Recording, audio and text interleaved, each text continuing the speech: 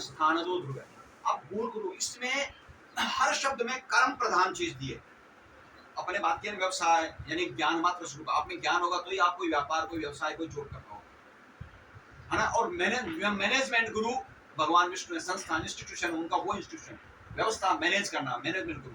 स्थान पिछली बार बताया प्लेस, आपके कर्मों के अनुसार वो स्थान देते, ध्रुव को स्थान दिया, वो पिछली बार बात। आज नाम आया ध्रुव है, नाम में आ गया भगवान का नाम ध्रुव है। यहाँ ध्रुव का मतलब वो ध्रुव नहीं, वो ध्रुव तो मतलब वो भी अमर है, अविनाशी। ध्रुव का मतलब अविनाशी। अब अविनाशी का मतलब क्या होता है? नष्ट नहीं होना।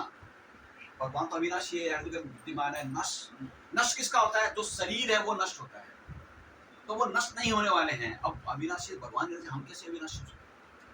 और वो कहते हैं मानव बने हो, शरीर धारण किया तो नष्ट होना पड़ेगा, मैं खुद हुआ हूं। भगवान कृष्ण की मृत्यु कैसे हुई? कितने जने जानते? हाथ खड़े करके बताओ। अब भगवान कृष्ण की मृत्यु हुई थी, है ना? नहीं पता हुई थी, लेकिन मानव बन के आए हैं, इसलिए उनकी भी मृत्यु ऐसे हुई। शरीर नष्ट हुआ था उनका, नाशवान। यहाँ लिखा अविनाशी। और कैसे हुई? तो आप वो लोग जानते नहीं, बता दूं।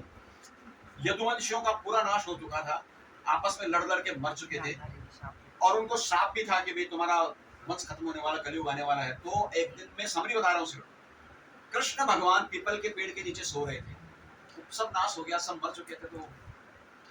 तो वो सो रहे थे, तो उनका पैर का जो पीछे आगे का होता है ना ऊपर, ये सोते समय वो पैर नीचे सो रहे थे। तो ये एक जर नाम का भील था, जो तीर बाण चलाने वाला शिकारी बोल दो उसको। उसने देखा ये हिरण है, क्योंकि मूवमेंट पैरों का तो कान लगा, उसको हिरण है यार।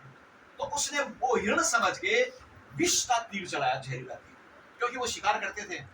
तो वो तीर सीधा भगवान को यहाँ लगा। लगते ही वो थोड़ा सा हल्का सा आहट, तो मानव बने हो तो तड़प होगी, मानव बने हो तो चिल्लाहट होगी, ऐसा होगा ही होगा। भगवान राम भी पहली बार विलाप किया था जब लक्ष्मण को शक्ति लगी, तब पता लगा। जैसे हम लोग रोते, अरे क्या हो गया, अरे कोई मेरे बच्चों को बचा लो रे, अरे वाह कहते हैं ना, हम कई बार हो जाते हैं एकदम। भगवान राम भी ऐसे ही हुए थे, मानव थे वो।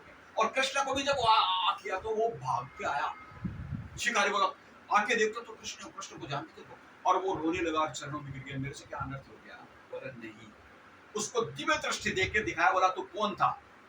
फिर वो बताया कि तेरा कोई गलती नहीं है। सुन, तू त्रेता युग में रावण का भाई बाली था, बाली सुग्रीव का, मालूम आपको? बोला तू बाली था, और मैंने पीठ पीछे से तेरे बाण चला के तुझे मारा था, याद कर। तो बिल्कुल दिव्य दृष्टि दी। तो इसलिए उस समय तुमने मुझे कहा था कि प्रभु तुम भगवान हो, तुम लोगों का कल्याण करते हो, तुमने मुझे पीठ पीछे से क्यों मारा?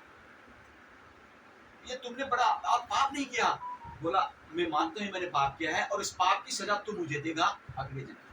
तो अब तू जड़ बन के आया है, क्योंकि मैंने तुझे पीठ पीछे मारा बिना देखे, और तूने आज मुझे वो करके अपना।